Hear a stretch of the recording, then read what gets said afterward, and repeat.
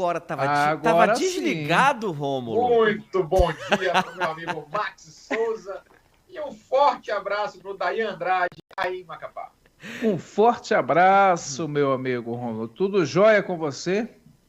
Olha, Meu tá tudo amigo, combinando hoje, né, Rômulo? A gravata azul, tem a placa lá no fundo. a Rapaz, recuperação está chegando, a confiança é forte, viu? E não tranquilo. perca a sua fé, amigo. Não perca a sua fé. Manteremos intacta a nossa fé na manutenção na Série B 2025. Bom, assim que é bom. Até porque a gente não quer se frustrar, né, com o Paysandu. A gente quer coisa boa. E quando a gente fala de coisa boa, a gente não quer ver confusão. E como a gente não gosta de confusão, vamos falar sobre os desdobramentos da decisão do STF sobre a suspensão do X, do X, do antigo Twitter, que é tudo a mesma coisa. Ô Rômulo, o que você traz pra gente aí de novidades? Temos novidades? A confusão só acontece, pelo menos aqui em Brasília, é o que a gente tem acompanhado. E aí, Max, a gente comentou durante a semana, isso da semana, que havia uma previsão até mesmo de um placar bastante folgado na decisão que manteria ou não a suspensão do aplicativo X. E para confirmar as nossas previsões, de fato, o placar foi bastante convincente, foram 5 votos a 0.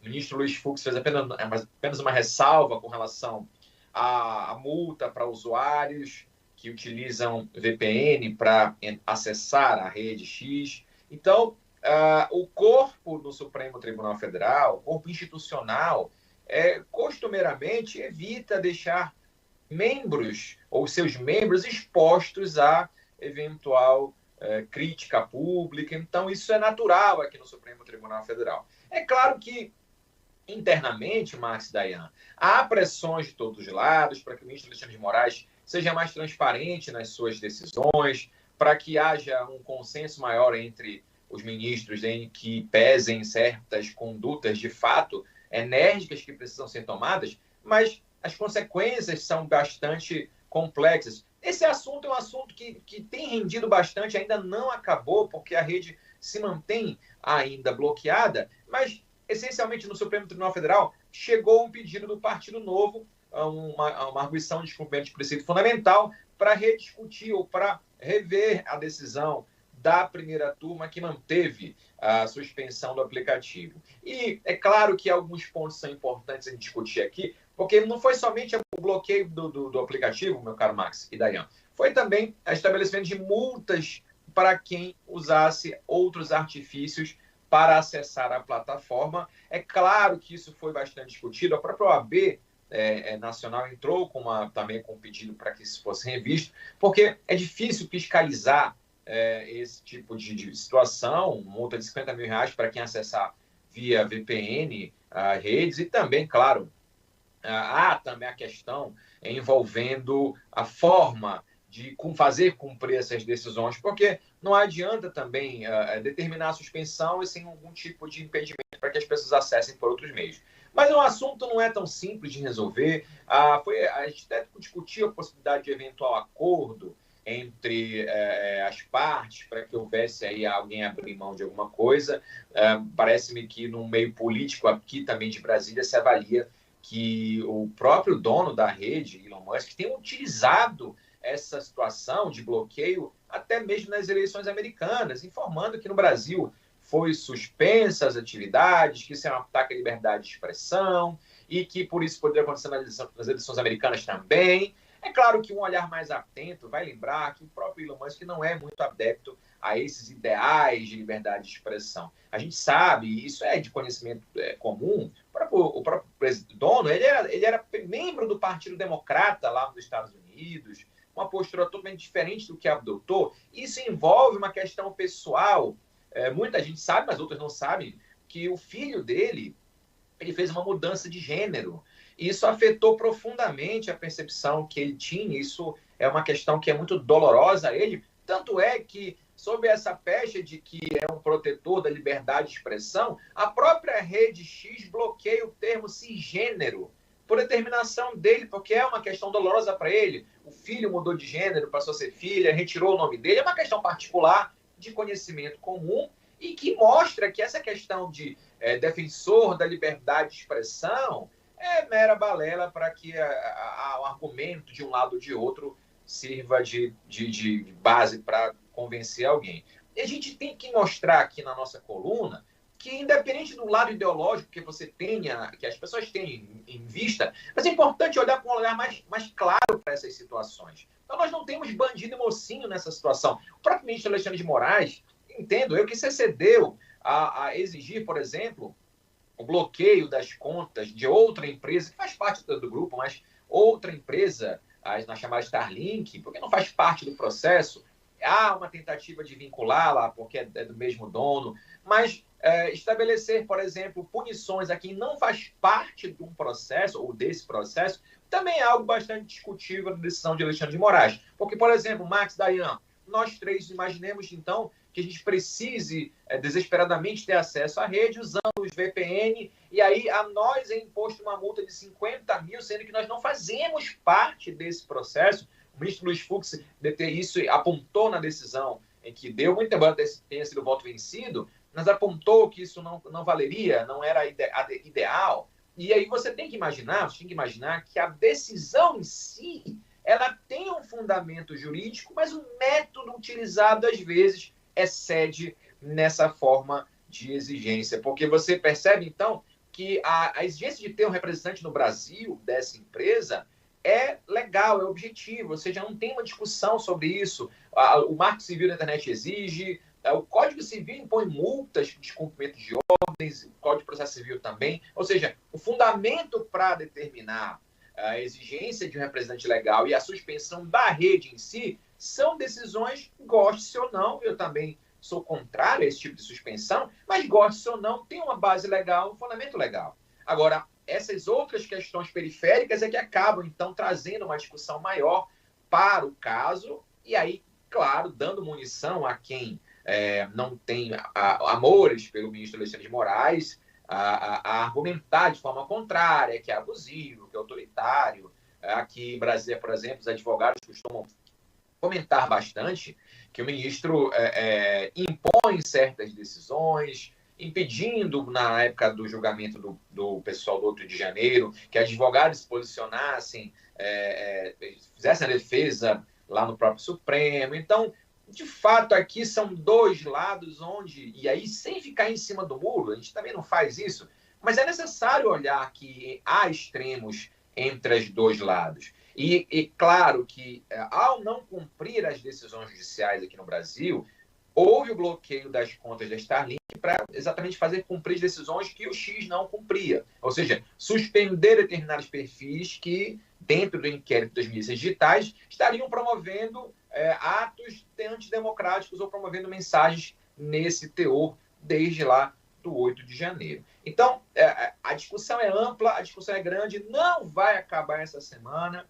Há uma previsão aí, muito embora a Starlink tenha prometido que vai suspender, de fato, as operações do X. Inicialmente, a presidente da empresa falou que não faria isso, mas a Starlink agora já confirma que vai suspender, flexibilizando um pouco, mas o próprio presidente não tem, da Rede X, né, a plataforma X, não tem o menor interesse, por enquanto, de rever a sua posição. Mas por que, antes que alguém pergunte por que a Starlink faria isso? Porque a Starlink é uma empresa de capital aberto, tem outros interesses também, não há nenhum interesse, na verdade, do governo ou do STF de manter a Starlink fora das operações aqui no Brasil. Ela é importante ali no agro, a própria Amazônia, né, com relação ao acesso à rede de internet, mas a plataforma X, muito embora haja essa ligação de Elon Musk com as propriedades dessas empresas, é muito difícil, por enquanto, nesse aspecto, nessa previsão que temos aqui de uma solução no momento. Só para finalizar, Max, Dayan, o Partido Novo entrou com esse pedido, o Cássio Nunes é o relator, para tentar levar a plenário a decisão, que foi já resolvida na primeira turma por 5-0. Há uma tendência de Cássio Nunes não acatar, porque é como se o plenário passasse por cima de decisão já de uma turma, então o meio também não é adequado. A gente sabe que juridicamente é uma coisa, mas politicamente é outra situação. Mas, a princípio, esse pedido do Partido Novo não deve prosperar e a gente vai ver como isso vai funcionar nas próximas semanas. E, Rômulo, tem um prazo para ter essa resposta do ministro?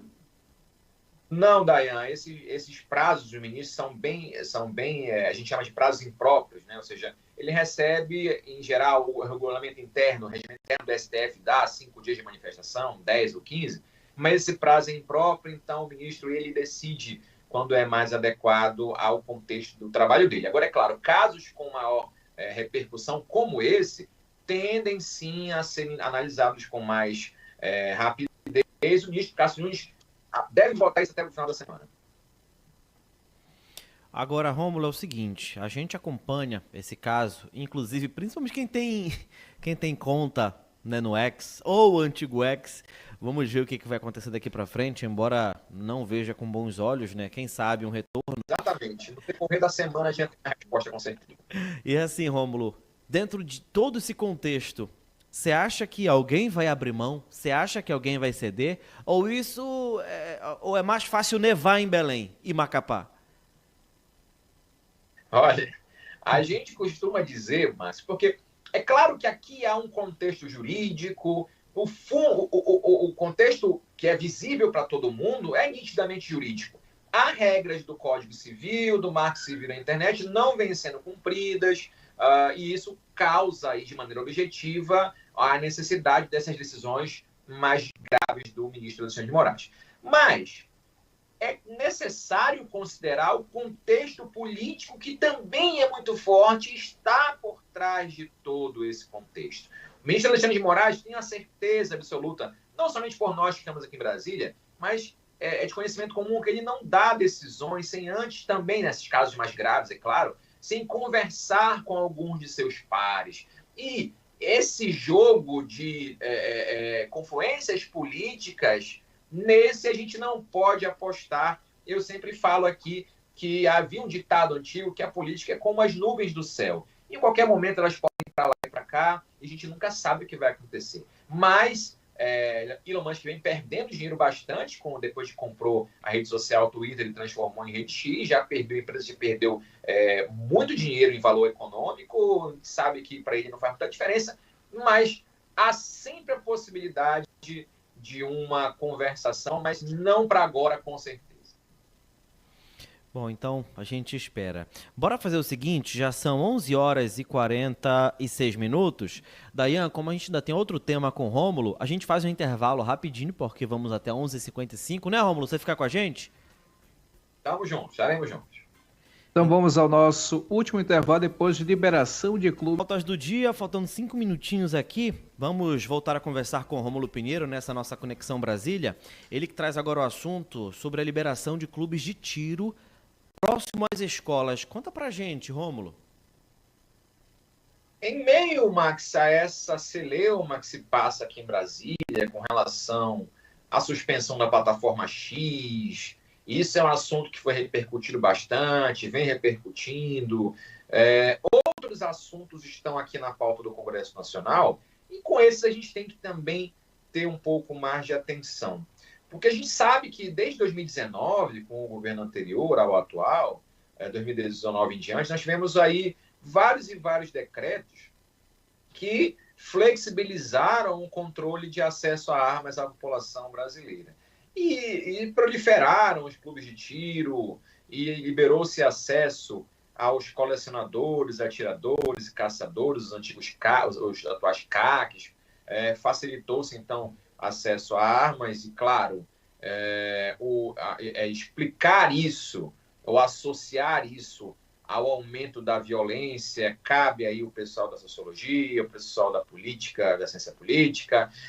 A gente tem dados que mostram isso, mas esse não é nenhum ponto relevante de hoje. Porque o que acontece é que, com a mudança de governo, nós tivemos, então, um decreto do presidente Lula revogando vários pontos dessa lei, ou seja, uma proposta que foi feita pelo Congresso Nacional e houve vários trechos aí que foram vetados pelo presidente da República. E, claro, esses vetos, eles voltam ao Congresso para uma análise e aí essa análise prevalece à vontade da Casa Legislativa, ou seja, o Congresso decide sobre o veto do presidente. Então, Há uma batalha aqui muito grande entre a autoridade de segurança pública, porque aqui eu deixar bem claro que a gente percebe muitas pessoas acham que a autoridade de segurança pública, policiais ou delegados, eles desejam que isso seja flexibilizado. Não, mas é o contrário. A gente tem,